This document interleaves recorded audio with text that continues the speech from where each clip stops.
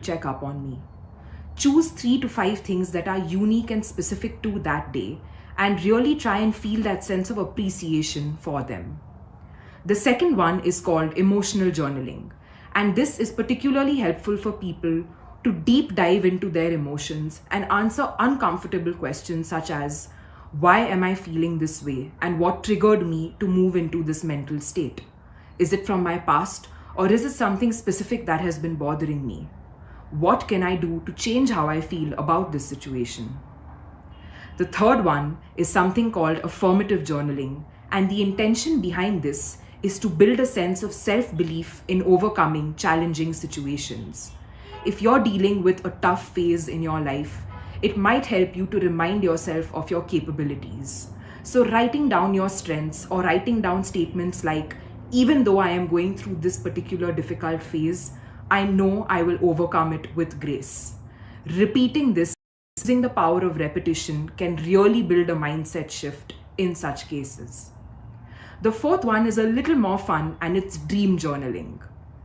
The basic premise of this is to silence your analytical and logical mind and to vividly recall details about your dreams, the people you were talking to, what you saw, the color of the clothes that they were wearing. Remember, there's no right or wrong. Journaling is a very personal process, and the entire intention is for you to strengthen the relationship with your mind. The fifth one is for all the art lovers, and it's called art journaling. It involves bringing out all the crayons, colors, watercolors, and just letting your creative mind flow. Observe the colors, absorb them. There's no masterpiece that you need to create. The entire point, once again, is just to build the creative mind and watch how art can really do therapy. If you are a parent watching this video, these are great activities for you to do with your child over the weekend and to help them to explore themselves a little better. I really hope that you try these out and that this video has added value to you. So happy journaling. The next story is one which is very, very close to my heart. It's one narrated by Lieutenant Colonel Barsha Rai. She narrates a simple everyday story about her interaction with a Kashmiri during the time that she was serving there. Here's her video. It will inspire you. Jai Hind, I am Lieutenant Colonel Barsha Rai, and today I'll share with you a beautiful story. A story of Gulmarg and our beautiful trip. A trip for which we had booked a cab for 3 days. The cab bhaiya comes to me and says that, madam, can I get the 3 days payment in advance before the trip ends, because I have to get my daughter admission in a school. I said, wow, of course you can. And he said, ma'am, she will be starting her school this year, and he very proudly said that she is going to an international English school. I said, definitely bhaiya, I will help you out. And he also added that tomorrow I will not be able to come because I'm going to take her to the school for the first day. He said, I will join you on the trip day after. So day after he comes in, and I asked him if the admission procedures went all well. He said, yes ma'am, it went all well, and he took out his phone and showed me the picture of his girl. The girl bubbling with joy, all happy and looking so pretty in her pants and shirts, a sweater, and that cute little school bag she was holding. When he showed me that, I said him that make them study a lot, as maximum and as far as they want to study. He said, yes ma'am, I have 2 daughters and I want to make them officers. With that, he also added a note saying that there was a time when I thought it would not be possible, and there is a time today when I'm sure my girls can go to school, college, and have a job and do the best in their life. When he was saying this, I could see in his eyes, in his body, in his words, and I could feel the happiness, the courage, the hope of a beautiful and a better tomorrow. And with what has happened today, we need to understand that Pakistan and some evil forces are trying to break this happiness, hope, courage, and pride. It is time as a country that we stand together and ensure that they do not get successful in their evil ideas and thoughts. We as a country know that Kashmir is our crown. And we need to remind Pakistan that no matter what they do, no matter what they try, Kashmir will always be ours. And the fact that Kashmiris, before they call themselves Kashmiris, they identify themselves as Indians. So as a country, Let us stand as one and give a befitting reply to Pakistan that Kashmir is ours and we belong to Kashmirs. Jai Hind, Jai Bharat. I hope you've got your dollop of positivity for the week. Before I log off, if you think you can be a Republic Positive influencer, go to www.republicpositiveinfluencer.com. Drop your videos. Our teams are screening round the clock. That's all from me, Tanvi Sood. We'll see you next week. Thank you so much for watching.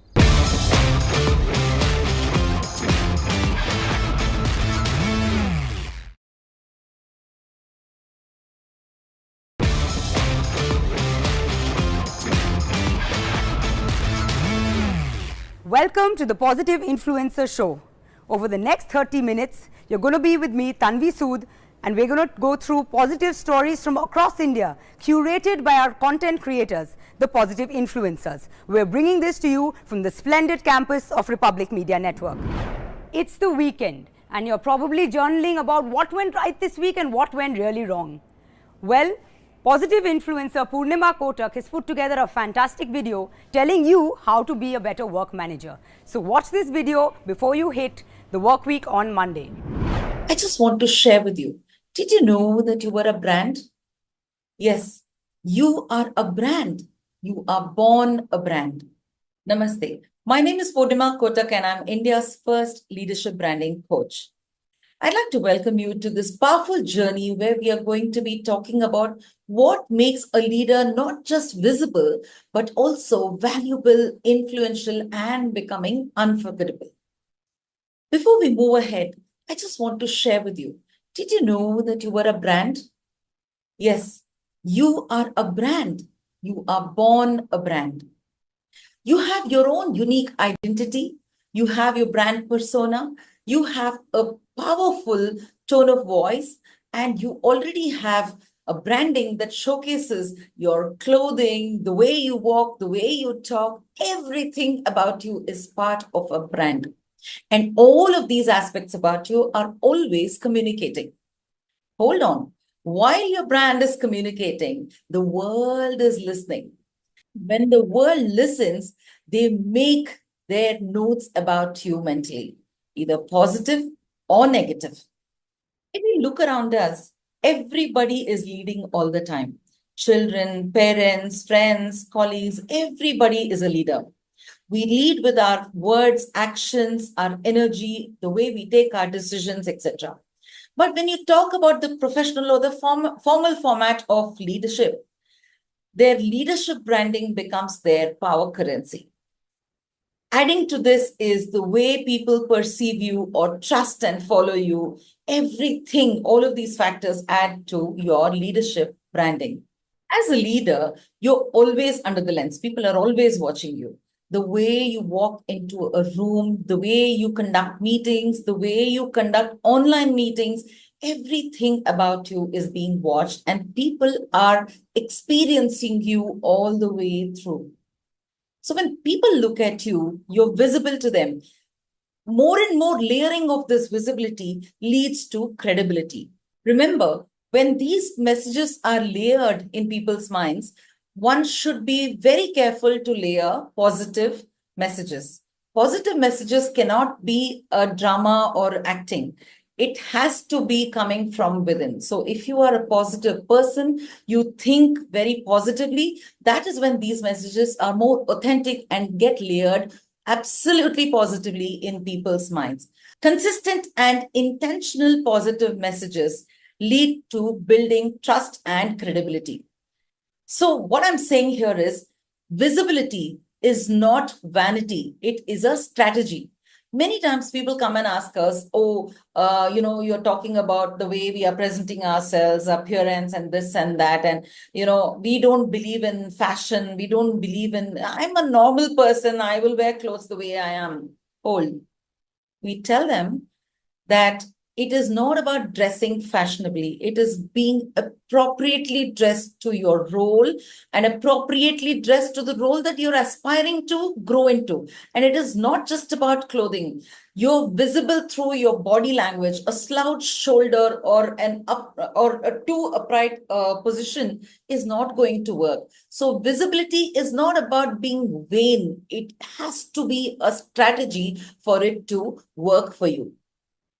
There are many parts of us which are visible. You are always sending a message. Whatever you're doing, whether you're working, even if you are sleeping at home, your branding is always giving out a message to people, even in their memory. So when people see you, your body language, the way you speak, the way you make your eye contact with people, your smile or the lack of it, your clothes, everything, even your energy is giving out a message. Even your silence is giving out a message. So when these messages that your aura, your branding is giving out consecutively and congruently, when these messages are going to people, it is layered in their mind, and that becomes your brand story in their mind. So it is very important to watch out for what messages you're giving to people all the time. And how the messages are layered in people's minds is the reflection of your future branding story. Now let's talk about intention, which is the root of all leadership. So a good leader with grace sets the intention of growing his or her team members along with growing his or her own self. Setting an intention for your leadership is the foundation on which your branding stands. It is visible, your intention becomes visible through everything that you say, do, and even through your silence. So setting the right and positive intention is very important for leadership. Leaders who set a right intention or a good intention, they expand themselves and start including people in their teams and the matrix teams into their energy, and they become very popular among all their team members. In retrospect, leaders who do not set the right intention, when leaders think that, I am here because I want to grow into the next level, and they do not include their team members in their growth or help them also grow, they operate out of insecurities, ego, fear, etc., even frustration. All this is visible to their team members and everybody else in the organization, and their intention, since it is wrong, takes the branding all the way down, and it doesn't help them become a good leadership brand. So this brings us back to the topic of what is leadership branding. Leadership branding is about everything that I spoke to you right now and a lot more, which I will be sharing with you in the next few months to come. And when we talk about leadership branding, I would like to definitely talk about one iconic leadership brand that our country has seen. Dr. APJ Abdul Kalam. He was not only the 11th president of India, his branding was seen through his wisdom, his humility, and his service to the nation. We're speaking about strong and powerful and positive leadership brands here. We also should look at those leadership brands that we see who are good in what they do. They might be skilled, but when it comes to positivity, they have lost probably people's trust because of the intention that they have probably put when they started off. So what we want to do is we want to put the right intention and build a branding based on that. Good leadership brand is the alignment of that positivity to your intention and working on that straight line. Conscious branding, my friends, is about putting your right intention, walking on that, being a role model to your people, and accepting responsibility on your own shoulders as a brand. Remember, visibility leads to credibility, which leads to becoming a compulsive and a compelling leadership brand. Gen Sol, Blue Smart, Jaggi Brothers. These are probably words hitting the headlines last week. But what is this grand scam allegedly about? CA and positive influencer Kanan Bell puts it together for us. Watch his explainer. The interim order by the markets regulator SEBI against Gensol Engineering Limited has sent shockwaves through the investing community